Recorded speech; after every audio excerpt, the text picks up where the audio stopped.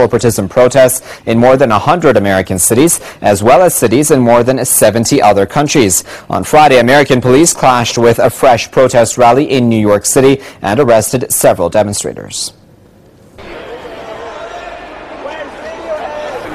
Wake up! This was the slogan American protesters first began their protest with last month in New York City. American protesters began to camp out near Wall Street on September the 17th as part of their movement named Occupy Wall Street. But they later said that their campaign was not just a simple movement, but a nationwide awakening.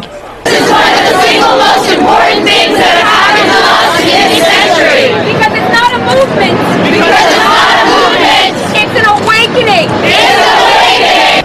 The protesters are mainly against what they call corporate greed on Wall Street.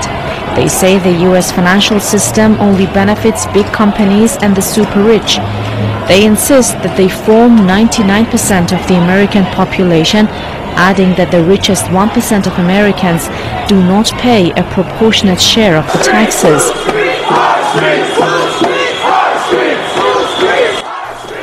American police were quick in their heavy-handed response to the protests. Thousands of protesters have so far been arrested at rallies in New York and other U.S. cities. Protesters accuse police of using overly aggressive tactics against the demonstrators.